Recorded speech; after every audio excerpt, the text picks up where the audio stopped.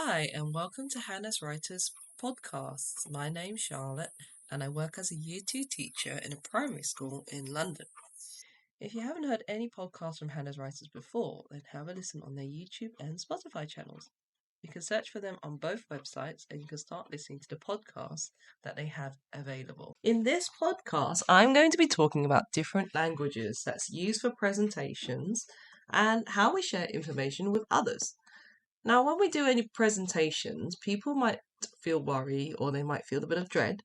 And it's not always because they don't know the subject that they're talking about, but it's because they might have to speak in front of a large amount of people and they're just not sure how to do it. You've heard of people getting scared and public speaking. And all it is that they're just not sure how to talk and how to share information with other people. Of course, we get nervous, we get worried, and we think things are going to go wrong. And we're going to say things wrong, or people will laugh at things that we say. And it just makes us feel unconfident in ourselves. We just feel like we're not worthy to do a presentation, basically. When I started working as a nursery practitioner, I was worried about how to talk to children and how I could explain things to them so that they could understand what I'm saying. I mean, after all, they're only little children. How hard could it be? So for kids, you kind of want to act fun and excited, and you want to show them new things because you're trying to teach them lots and lots of things at once. If you're excited and you're acting in an excited way with the kids, you get them feeling excited about what you're teaching.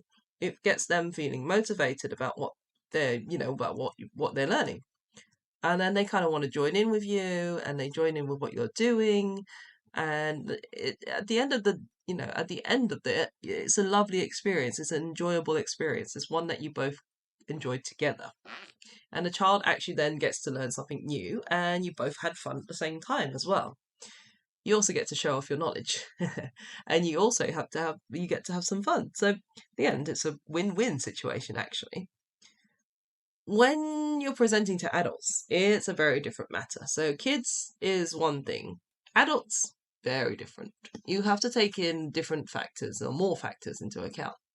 I mean, first of all, they're adults. You're not talking to kids anymore. So they have some kind of knowledge on the subject that you want to present, or they might have no knowledge on it. But that doesn't mean that they want you to treat them like a little child. So you can't be too fun. You can't be too what's the word? Not pedantic, but you don't want to be too patronizing with them. And you also don't want to bore them though either, because let's face it, you will not listen to what a person has to say if they are boring with what they're saying. If you're an adult listening to this, just think back to your own days in high school or university or whenever you've had to go to a lecture or you're listening into someone and they're going on and on and on about something. If they were the most boring person and their voice was so monotone and they were talking like this, did you learn anything in your lessons? Were you even engaging with the person and engage with what they were asking you to do or asking you to think about? Or were you just bored? Were you just waiting for the hour or 2 hours to be over so you could just rush out of the room and then go do something else that was more important than listening to them go on and on and on? So as a presenter, we need to think about how to present information to others. There's a fine balance between making it fun and engaging, but also being serious about what you want to say. And you want the listeners to learn something. That's the first and most important thing you want them to do. You also want them to have fun while doing so, especially if you're trying to teach them something new or you're trying to tell them information that is important and you just want to get it across to them. Now, I'm not saying that you have to play games with your audience, but sometimes it can help. It depends what you're trying to present and it depends on the topic. For example, we could talk about maybe a new toy that's out on sale. Say you've created a toy, you're a toy manufacturer. You've created a new toy, and you want to sell this toy to people to buy it. You want to Toys R Us to buy the toy and sell it off. You want WH Smith to say, yes, we want your toy in our shop. We will sell it off. You want other big brand names like, I don't know, Hamleys and other kind of toy shops. I can't really think of any at the moment, but you know what I mean.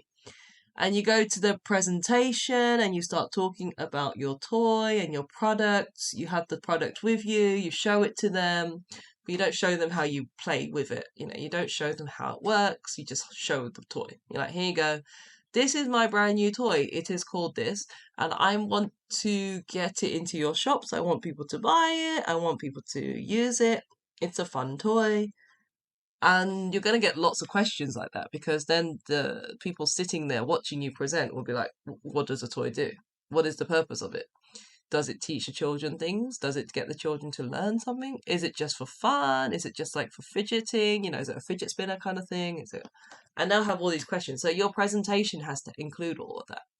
Doesn't mean it has to be boring. I mean, you've got the toy in front of you. You could then like show them how the bits work. You could play with it in front of them and just show them what the different bits are. You can have handouts for them. They can then pass the toy around and have a go themselves. But you don't want the audience to fall asleep during your presentation. And you also don't want them to be annoyed because you're not presenting all that you can. You're not doing the best that you can in your presentation, basically.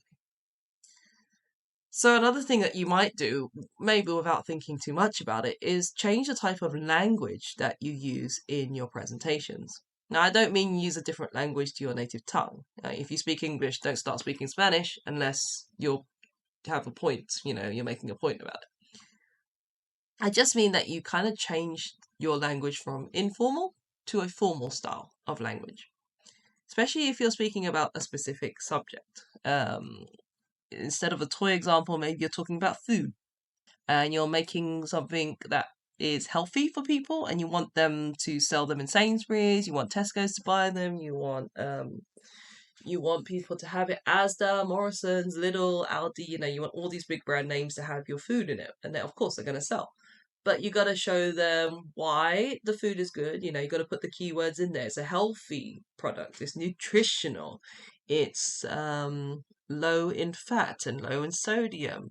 Less of this, less sugar. Or it's good for the people's antibiotics or something like that. And that's lots of keywords and language that you want people to know about your food. And it's very specific as well. It's a subject specific information. It's food, and this is what's in it. Also, you tell them ingredients, whatever you've used in there. It's all natural. And all this is good stuff because then it's selling to the companies because they deal with these kind of things all the time. They need to know this information. Another example is, say, you're a scientist and you want to give a presentation about why water is important for us to drink. You might say, for adults, for example, if you've got a group of adults and you're trying to sell to them and you want them to buy your water product, maybe, you could tell them water is made up of hydrogen and oxygen. It's important for us to drink because our bodies are made up of 60% water. We need hydrogen, we need oxygen to support every living cell in our body.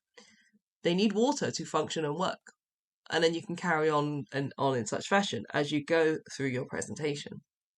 And this might make them more likely to listen to you because you sound like you know what you're talking about. You're giving them all this good information. Now, if you wanted to then make it a little bit more child friendly, I mean, you're still a scientist, but you're explaining to children why the water is important for them. You explain it, but just change the language to be a bit more simple. So, for example, you might say, water is important for us to drink because our bodies are made up of 60% of water. And if you don't drink enough water, then you might start to feel sick, you might feel tired, and you can even become unwell. You don't need to really explain the water molecular structure to children. They don't need to know that unless they're at that age where you're teaching them about molecular structure. But again, you're getting across how important it is for them to drink water. You've just said it in a completely different way. You haven't had to talk about hydrogen and oxygen, living cells, function, work, that's more for the adults. You said, if you don't drink enough water, you might feel sick, tired, or you can just become unwell. You've told them your bodies are made up of 60% of water. Some might understand and some might just look at you like, okay, and so then you start telling them, if you don't drink enough, you'll get sick, you'll get tired, you become unwell. And they get, oh, okay, so if I don't drink it, that's what happens. I need to drink water then. So, the next time you're having to do a presentation, take a moment and just think about the kind of language that you're going to use, and try to think of how you're going to explain things to your audience. This can also help you, especially if you get nervous about your presentations or you're not sure what to say. Then I would say just think about your audience. Think about how you could say things in a simple way, and then work out the words afterwards. So, work out the children's language. Oh yeah, this will be this. And just, say what your product does. Say what your topic is, basically. And then you can add bits to it, make it easy first on yourself, and then make it more formal or make it more informal, depending on who your audience is.